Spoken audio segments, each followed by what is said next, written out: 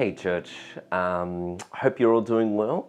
I just wanted to touch base with us, with everyone, and just really give, I guess, a couple of little reflections I have for Easter this year. And I've been thinking about, you know, Easter and what does that mean in the midst of COVID-19.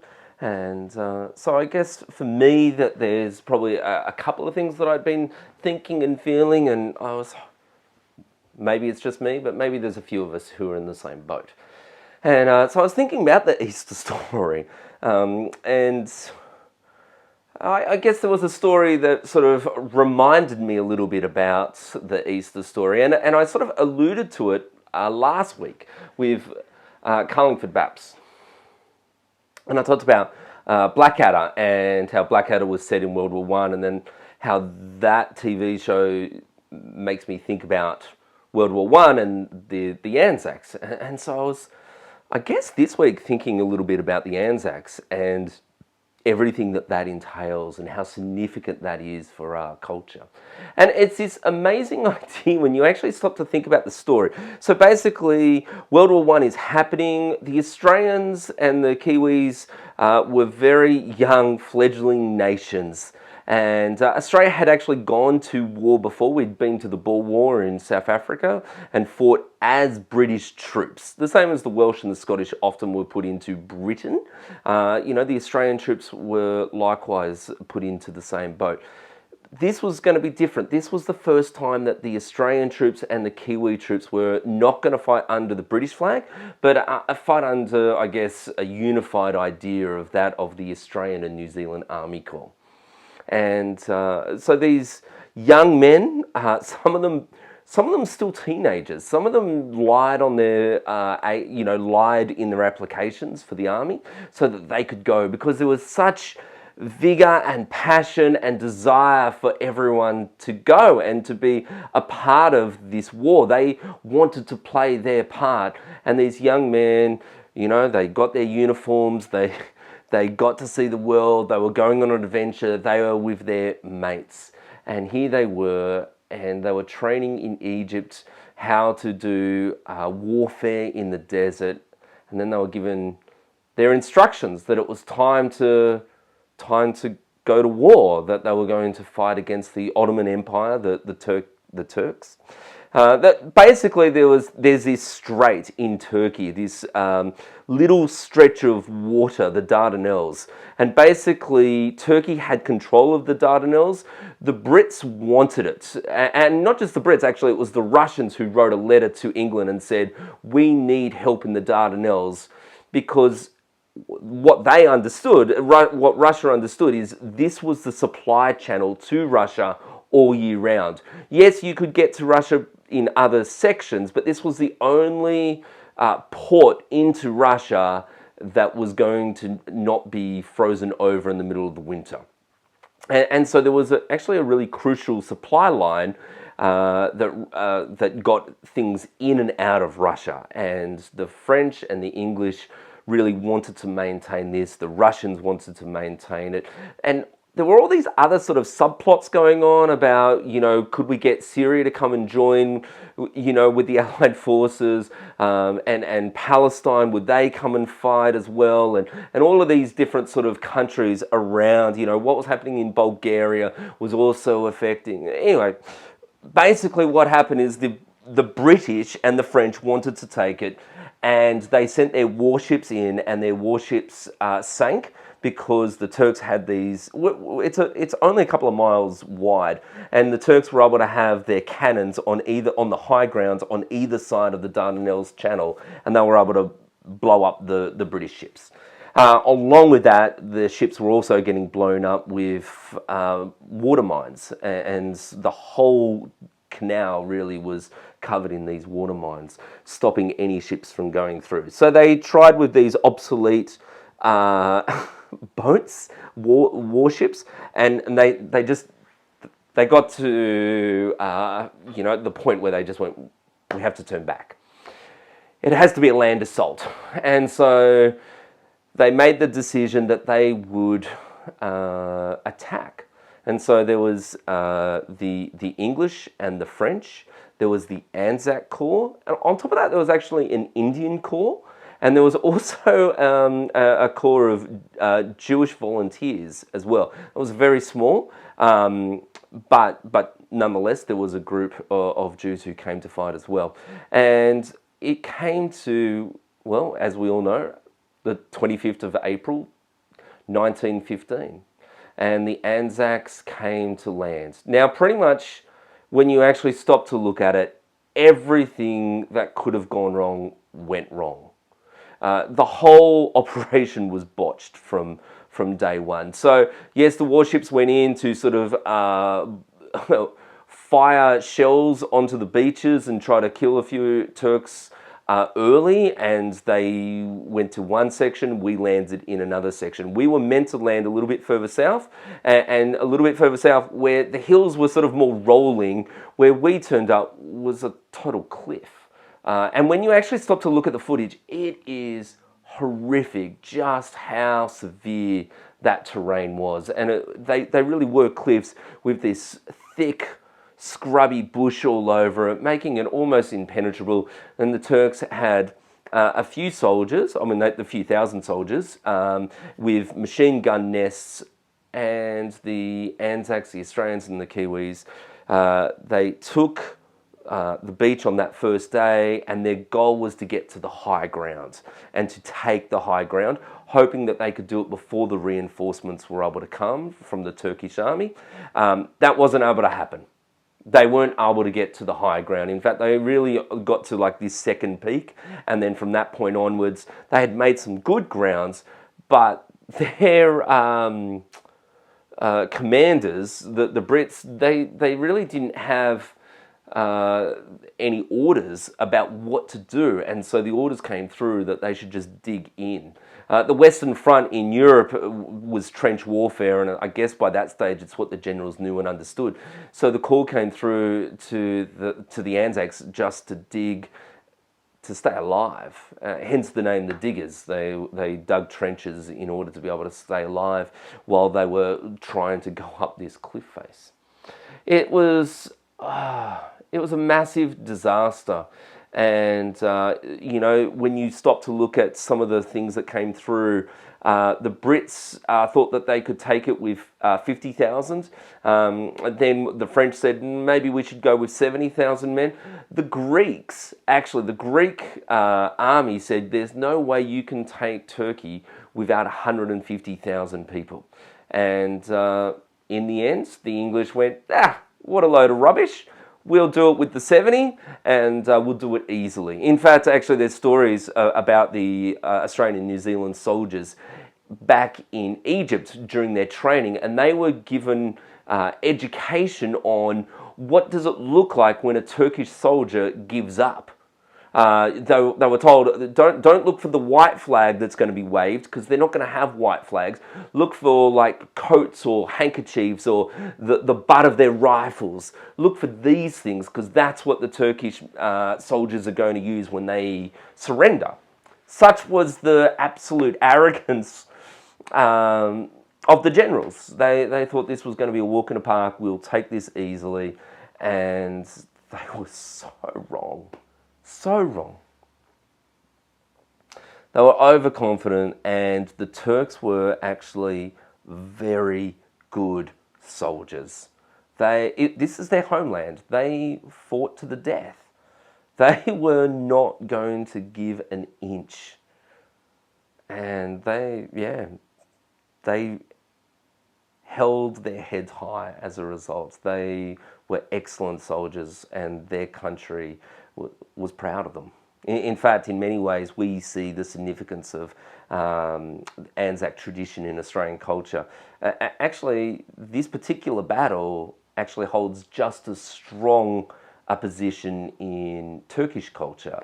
The general Ottoman of the Ottoman Empire here at this particular point, Ataturk, he is the father of Turkey. Ataturk is their first leader of the modern nation of Turkey, and he was the general here in Anzac Cove fighting against the Australians and the Kiwis.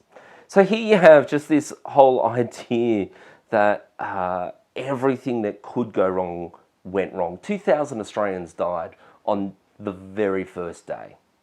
I mean, that is a really bloody day. 2,000 people. And basically, when you actually stop to look at it, these men, these young men, were stuck in trenches. Occasionally they would try to make movements to try to take some land, but generally they were pushed back by the Turkish Empire, by the army. And they were there for 8 months. The only thing they did well, is they retreated. And actually, it's this. There are these great stories about how we retreated and how the soldiers were able to sort of put together these great contraptions where there would be water pouring into a bucket and it would just be dripping in, and the bucket would have water, and when it got, and then there was a rope from the bucket going to the trigger on a rifle, and so they had like all these different rifles with different amounts of water in their bucket. So as it would drip, the bucket would get to a point where it was so heavy the trigger would be pulled, and it would sort of look like, for all intensive purposes, that one of the Australian soldiers or one of the New Zealand soldiers had fired it and had been aiming at something. And so for the Turks, they were thinking, oh, well, they're obviously there because I can hear them firing. And so all through the night, these rifles would go off at different time slots. And at this point in time, the Anzacs were getting back onto boats and moving out into deeper water away from the Dardanelles, and were headed off to another battle out to the Western Front. They had no casualties during this time. Actually quite an amazing sort of moment. But I guess for me, I stopped to think about this moment in time where you've had this bravado, this energy, we can do it, and then actually the reality has been 8,000 Australians had died, 2,000 Kiwis had died, 21,000 British had died, and I think the French were about 9,700, maybe a little bit more. I mean, just a staggering amount of people had died. Actually, the Turks, the Turkish army had lost 56,000 people. You take all those numbers and you double them, and that figure is the figure basically of the injured, and sometimes really brutally injured. You then whack in all of the ideas around mental health and how many of those soldiers had shell shock. A crazy amount of problems going on for those young men.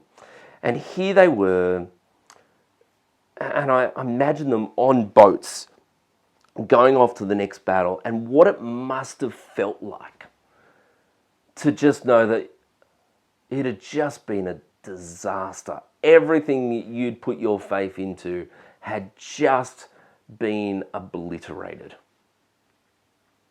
People you love had just been killed.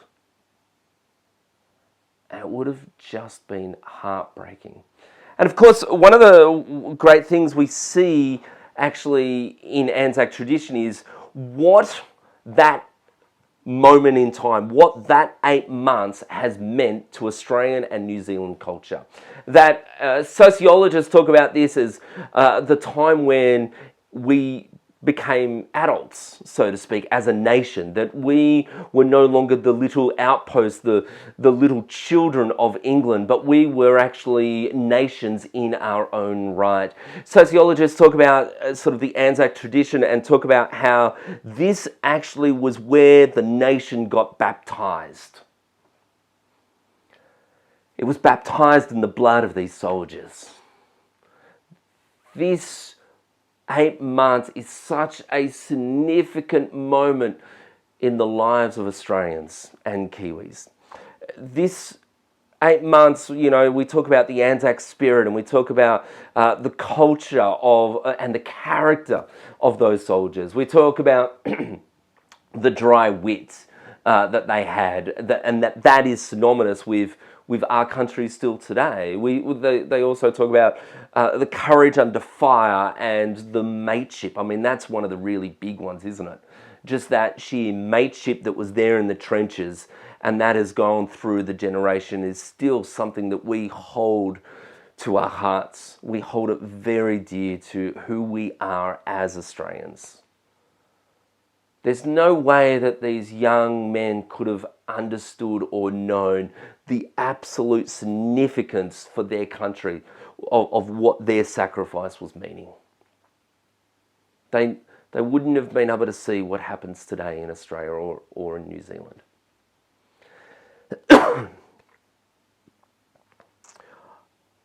There's a moment in the Gospels, in John's Gospel, and it's John chapter 20. Jesus has been crucified. Peter has denied Jesus 3 times before the crow, and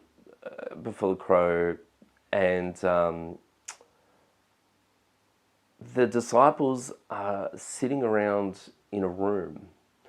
And it's verse 19, and I've just got it here. On the evening of the first day of the week, when the disciples were together with the doors locked for fear of the Jewish leaders. Here they are, the disciples. They had seen everything that Jesus had done, but they had seen him crucified. And all of a sudden, these men, young men, are hiding in a room with the door locked, and they are fearful that the Jewish leaders are going to find them. They're fearful that the Jewish leaders are not just going to find them, but they're going to find them and execute them in the same way Jesus had just been killed. They do not want to be strung up onto a cross and crucified. And so they're hiding. They're hiding for their lives.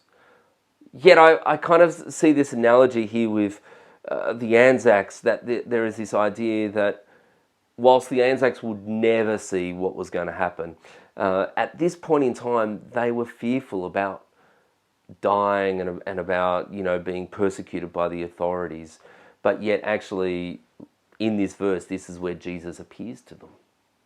And Jesus appears, and he is now the resurrected Lord. But there must have been that time, we talk about Good Friday, we talk about Easter Sunday. I guess I'm talking about the Saturday in between, this time when we don't see what's about to happen. We've just seen the heartache that has happened.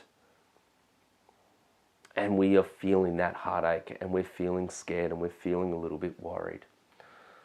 Let me say, for the disciples, Jesus came. Jesus comes again, and that's actually one of the things we celebrate at Easter, is not just the death and resurrection, but we actually look forward to a time when he returns, and that he comes in glory, and that all of the heartache and pain and all the suffering that has been going on in life will suddenly make sense. I'm sure for the Anzac soldiers, all of the stuff they went through never made sense. But with the hindsight of eternity and the lens of eternity, where we can look forward and look backwards, we can actually start to see our life and everything that has happened. And I can't help but think maybe, COVID-19, some of us may feel a little bit like those Anzacs, or maybe even feel a little bit like those disciples, where they're a little bit fearful, a little bit worried, a little bit anxious, not knowing what's going to happen. But I also wonder if in the months to come, we will be able to look back at this time slot and be able to see that God was reigning supreme through all of it. And that suddenly it'll make a little bit more sense, and that God's glory will be shown.